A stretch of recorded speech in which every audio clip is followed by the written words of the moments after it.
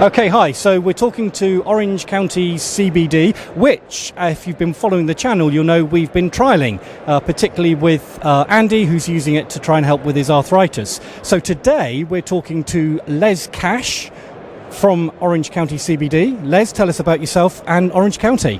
I'm head of sales at Orange County CBD, and we are a UK-based manufacturer and supplier of CBD products. Really? Not American. No, well, that was my question, actually. Is there any US connection there at all? There is. The two owners went on a trip before the pandemic in 2018, Route 66, and came across CBD in Orange County. And one of the owners had a bad injury and was on meds. Wasn't really finding what he wanted from that, so he tried the CBD products and couldn't believe how much they helped with pain and movement. So they decided to come home and create a company, and now we have a really big, good family-run company in the northwest, based in Liverpool, manufacture and supply, and we support the local economy and recruit and have lots of employees who are locally based. It's good, great, we're growing. You've got quite a strong marketing sort of presence. You seem to be quite a big player in and certainly here you've got a whopping big stand and you've got people walking around in costume, which is quite fun. And I think you were doing a talk on the stage earlier on. Can you tell us a bit about that? Was that something to do with your journey with the FSA or just developing the brand? No, as one of the major sponsors, they asked if I would open the show with a keynote speech. So I picked what I know and I did global markets, trends, sales forecasts, because that's probably one of the most difficult things to try and get right in this marketplace at the moment, because CBD is transitioning from being something that was essentially non grata before 2018 to now in the early 20s having a big presence and being a big marketplace. So a lot of people find it hard to be able to plan, forecast, where to invest time, money, resources. So that's what I spoke about. Do you find that you're overcoming the resistance from some people who are not knowledgeable enough to know what CBD actually is and are worried about the association with cannabis? How are you finding that in terms of customer response? I think if you look at the facts, the marketplace was very small or non-existent before 2018. Last year, in 2021, there were 8 million UK users or consumers of CBD products, which is more than 10% of the population.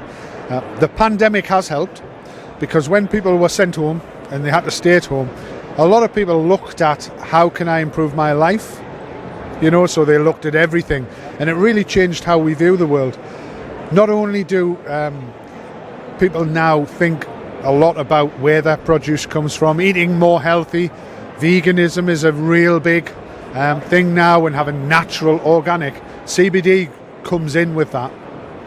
And a lot of people like to use CBD to enhance their life because it makes them feel better. And it can be for a variety of things that we're not allowed to claim, as we know. But the facts are there that people take these products and feel better. Well, I mean, we can sort of say anecdotally, we're not, as you say, you cannot make medicinal claims, but as you know, we have one of our testers, our guinea pigs as we call them, currently using your gummies to try and alleviate his arthritic pain. And we know already he's been on it for several weeks and he's hopping out of bed in the morning, less conscious of his knees.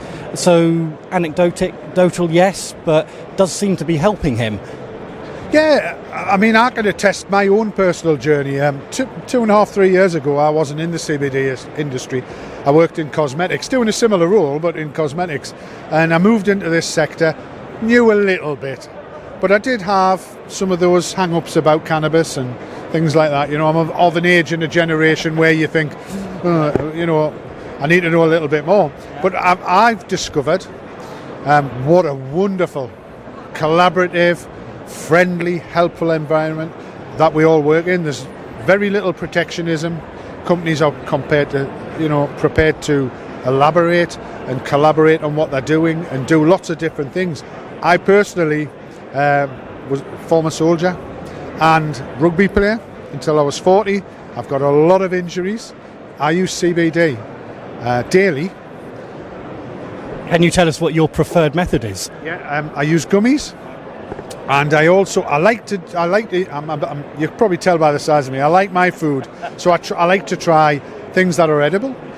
So I've tried using oil. I've tried a water-soluble product. I'm not a vapor or a smoker, so I use more edibles and things like that. But I use our CBD oil. I love cooking, so I create my own things, but using our oil, and I put them into things that I create. My wife's a wonderful baker, so we make brownies, cookies, you name it.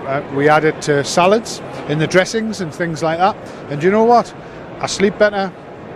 I'm not as doddery as I was, and I don't have to take any meds, even though I'm a bit knocked up from playing rugby for such a long time. That's something that we're learning in our journey looking at CBD product, how just taking it sort of periodically isn't really the answer. It's about integrating CBD in one shape or form throughout your whole lifestyle, and that's clearly what you're doing.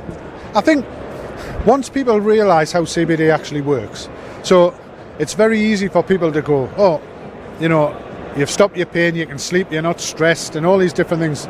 It's understandable that people can think it's a bit like snake oil from the old Wild West. And people go, it can't be that good. But what it actually does is, it basically helps your body manage itself through the endocannabinoid system, which our bodies have. Unfortunately, modern life is not very good for human beings. We don't eat properly, we don't exercise enough, we don't sleep well, you know, we have stressful lives, and what you find is that really has adverse effect on how our bodies function. So we tend to get extreme pain. Our body reacts in extreme ways to pain, to lack of sleep, to pressure, so on and so forth. And you see it all the time, people with mental health problems. All that CBD does is help your body regulate all of these different systems within your body to work a bit better. It's not just the only means of getting it, but it's probably the most simple way.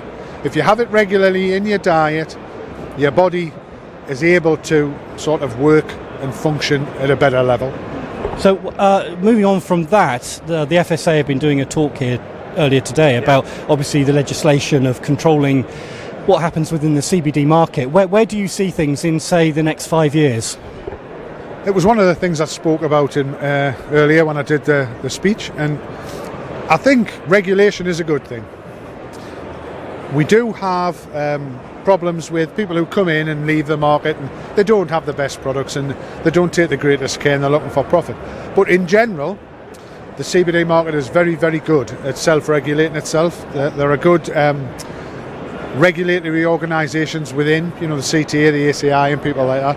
And as you can see when you're going around today, people are sitting talking, they're collaborating over what they're going to do, and they're really trying to find unique ways to do the job. The regulation needs to happen to make the product safe and trustworthy, okay, and raise the standards. I think it's not always been handled the best way. I think if they decided maybe not to try and regulate every single product and maybe just regulated the actual oil, the distillate, that would have been simpler. Okay. Because a lot of the products, for example, our gummies are covered by the same regulations as other branded gummy sweets. Right.